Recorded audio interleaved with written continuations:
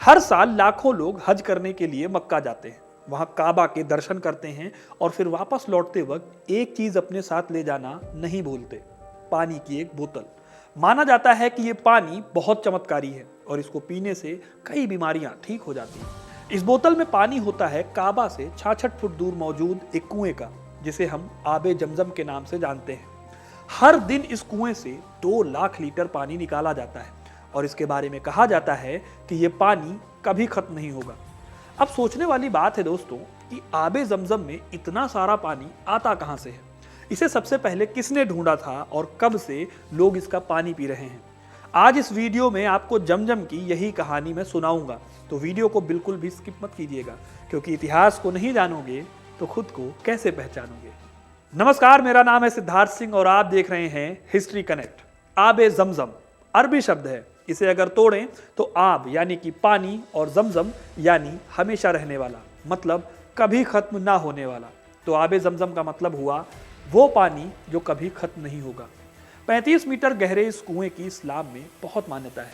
मुसलमान इसे दुनिया का सबसे पवित्र पानी मानते हैं। वो मानते हैं कि आबे जमजम पिछले करीब 4000 सालों से इस दुनिया में है। लेकिन ये जमजम का पानी या जमजम आया कहां से? तो जमजम के कुएं की कहानी हमें इस्लाम में तो मिलती ही है, साथ ही साथ ईसाइयों और यहूदियों में भी मिलती है, क्योंकि तीनों ही धर्म अब्राहम को अपना पैगंबर मानते हैं और इस कुएं का खास रिश्ता अब्राहम से है। हुआ ये कि पैगंबर अब्राहम और उनकी पत्नी सारा की शादी के कई साल बीत गए थे, लेकिन उन्हें कोई बच्चा नहीं हुआ था। उन्हें चिंता थी कि अब आगे वंश कैसे बढ़ेगा। कहा जाता है कि हागरा नाम से सारा की एक दासी थी। वंश को आगे बढ़ाने के लिए सारा ने अब्राहम से हागरा के साथ संबंध बनाने को कहा। यह वो टाइम था जब वंश बढ़ाने के लिए यहूदी परंपरा में ऐसा होता था और ऐसे बच्चों को सगे बच्चों जैसा दर्जा भी मिलता था। अब्राहम ने सारा की बात मान ली और हागरा से उन्हें एक संतान मिली, जिसका नाम उन्होंने इस्माइल रखा। लेकिन फिर यहाँ पर एक ट्विस्ट आया। इसी टाइम पर उनकी वाइफ सारा भी प्रेग्नेंट हो गई।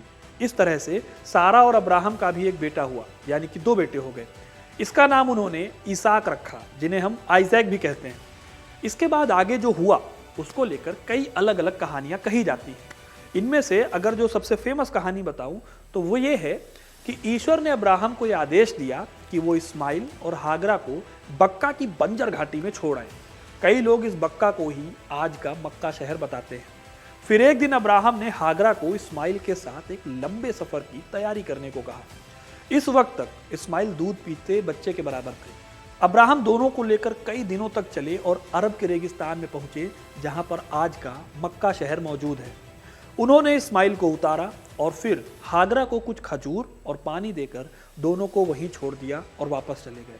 जाते जाते उन्होंने कहा कि ऊपर वाला तुम्हारा ख्याल रखेगा। इस तरह हागरा भरे रेगिस्तान में अपने बच्चे के साथ इधर उधर भटकती रही। कुछ वक्त बाद खजूर और पानी दोनों खत्म हो गए और इस्माइल प्यास के मारे रोने लगा। हागरा इस्माइल के लिए पानी की तलाश में रेगिस्तान में इधर से उधर भागती रही, लेकिन रेगिस्तान में कहीं भी पानी का नामो निशान नहीं था। फिर जब हागरा थक हार कर एक जगह पर बैठ गई, कहा जाता है कि तभी उन्हें इस्माइल के पास से एक आवाज़ सुनाई दी। जब उन्होंने देखा तो इस्माइल के पास एक फरिश्ता खड़ा था। इस फरिश्ते का नाम था जिब्राइल। फिर जहां पर इस्माइल की एड़ी थी, जिब्राइल ने वहां पर खोदना शुरू किया और कुछ ही देर में जमीन से पानी का एक सोता बाहर फूट पड़ा। इस तरह से आबे जमजम की खोज हुई। यहाँ एक बात यह भी है कि जिब्राइल ने ही हागरा से यह भी कहा था कि डरने की जरूरत नहीं है, वो जहां पर है वो खुदा का घर है और उस घर को आगे चलकर इस्माइल बनाएंगे। माना जाता है कि इन सबके कुछ टाइम बाद अरब के दक्षिण से आने वाले जुरहम के एक कबीले को यहाँ एक चिड़िया दिखी। उन्हें लगा कि जरूर यहाँ पर कहीं पानी है। अब उन्होंने पानी को खोजना शुरू किया तो जमजम मिल गया। पानी मिलने के बाद वो लोग भी मक्का में ही रहने लगे और इस्माइल भी इसी कबीले के बीच में पले बढ़े। धीरे धीरे ये जगह लोगों के लिए पवित्र हो गई। फिर जैसा कि जिब्राइल ने हागरा को कहा था, इस्माइल ने ही आगे चलकर काबा को बनाया। इन्हीं इस्माइल की परंपरा में बाद में हजरत मोहम्मद का जन्म हुआ, जिन्होंने इस्लाम धर्म की शुरुआत की थी।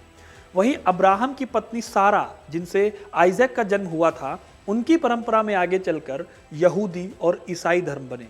यानी कि अब्राहम को तीनों धर्म मानते हैं। अब वापस जमजम की कहानी पर आएं तो एक टाइम ऐसा भी आया जब ये कुआं खो गया था।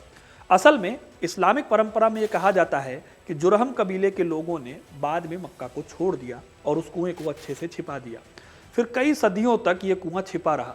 आखिर में 6ठी सदी में एक रोज अबू मुत्तालिब नाम के एक शख्स को खुदा ने सपने में जमजम के कुएं का रास्ता बताया। यह अबू मुत्तालिब कोई और नहीं बल्कि पैगंबर मोहम्मद के दादाजी थे। उन्होंने इस कुएं को ढूंढ निकाला और आगे चलकर उनका खानदान हाजियों को जमजम का पानी पिलाने लगा। तब से लेकर सैकड़ों सालों से जमजम के पानी की ये परंपरा आज तक चली आ रही है। पहले इस पानी को रस्सी और बाल्टी से निकाला जाता था, लेकिन टेक्नोलॉजी आने के बाद से इसका तरीका बदल गया। आज के टाइम पर इस कुएं को पूरी तरह से ढक दिया गया है और दूर से देखने की इजाजत है, पास कोई नहीं जा सकता। बिजली के पंप से इस पानी को निकालने का काम किया जाता है। एक दिन में इस कुएं से 1.5 से 2 लाख लीटर पानी निकाला जाता है, जो हज के टाइम पर 4 लाख लीटर पहुंच जाता है। लेकिन सवाल आता है दोस्तों कि दूर दूर तक रेगिस्तान है, पानी की एक बूंद वहां पर नसीब नहीं होती। वहीं इसी जगह पर कभी खत्म ना होने वाले इस कुएं का पानी आखिर आता कहां से है? तो पहले तो लोग इस कुएं को दैवीय मानते थे और सच में उनके लिए किसी चमत्कार से कम नहीं था। लेकिन अब साइंटिस्ट के पास इसका जवाब है। अफ्रीकन रिसर्च इंस्टीट्यूट के जूलॉजी डिपार्टमेंट के प्रोफेसर अब्बास शराकी ने इस पर रिसर्च की है और उन्होंने बताया कि जमजम के पानी का असली सोर्स बारिश का पानी है।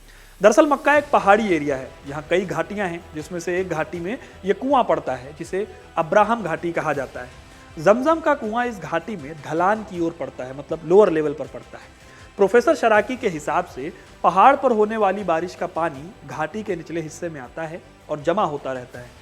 यह प्रोसेस आज से नहीं बल्कि लाखों सालों से चलता आ रहा है।